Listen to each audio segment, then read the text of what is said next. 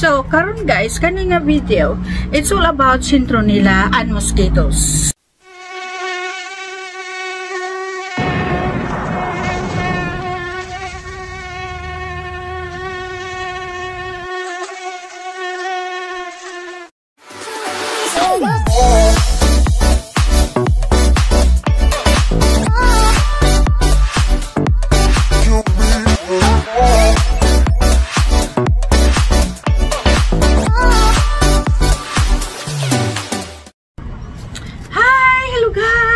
Kumusta po kayong lahat?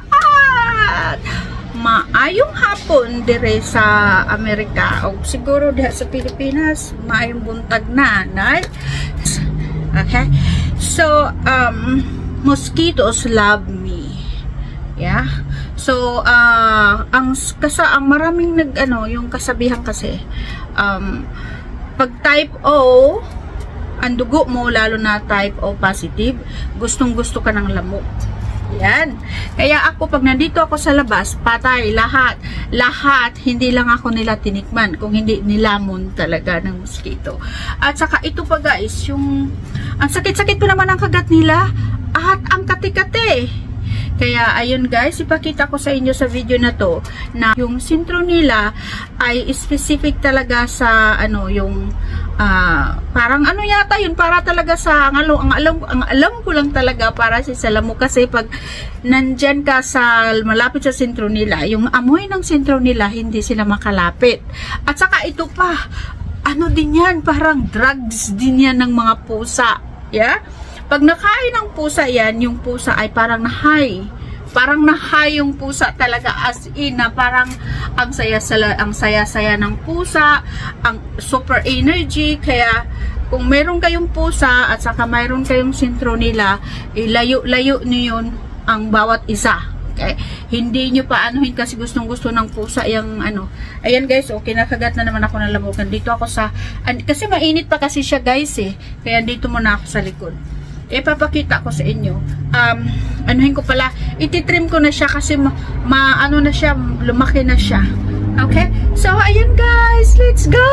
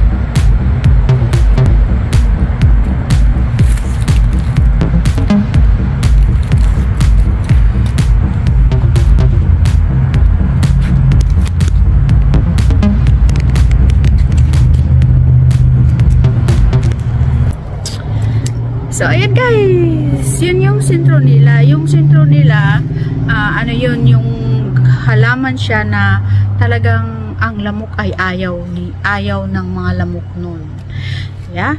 So, kaya ako sa paligid ko ay marami akong tinanim. Marami akong tinanim na sentro nila kasi yung dugo ko ba ay type O positive. So, yung mga type O, lalo na yung positive, ay gustong-gusto ng lamok. Kaya, pag nandito ako sa labas, talagang kinakain ako ng lamok. Hindi lang nila ako tinikman, kinakain talaga. Kaya yung halaman na yan, ay maganda siya sa paligid. Kaya nilagay ko siya sa paligid kasi yung lamok, hindi sila makalapit sa akin. Kung may makalapit man sa akin, hindi magtatagal. Ganun. Kasi yung lamok pa naman dito guys, pag kinagat ka ng lamok, aabuti ng 1 buwan o 2 buwan yung kate bago mawala. Tsaka nagiging nagiging talagang sa sobrang kati niya, nagiging, minsan nga, nana pa siya ba? Ay, sorry sa words na hindi maganda. Sorry kung sino mang kumakain dyan, sorry sa words ko na hindi maganda. So, yun guys, kaya ang kati-kati niya, kaya ayoko nang ganun. At saka yan, yung bukod dyan, mayroon din akong kandila na citronella din. Kaya, yun ang ginagamit ko para lumayo yung lamok sa akin. Hindi man natin sila kayang pigilan, pero pag yan, dahil dyan, ay hindi sila makalapit sa akin kaagad. Okay guys, so thank you. Sana nagustuhan yung video na to, or sana naman may natutunan kayo. At saka kung nagustuhan nyo to, paki-likes naman. Kung kayo din ay mahal ng lamok, pwede rin kayo magtanim niyan. Ayaw ko lang kung sa Pilipinas, mayroon sa bansa na sa Pilipinas, mayroon tayo noon. Pero ito lang masabi ko, kung mayroon kayong bakuran na mapagtamnan yan, magtanim kayo kasi maganda siya. Yeah, maganda siya. At saka siya, yun talagang lamok, hindi talaga sila makalapit sa'yo. Kasi yung amoy niya, ayaw ng lamok. Kaya, sige guys, paki-subscribe at like naman yung mga video ko.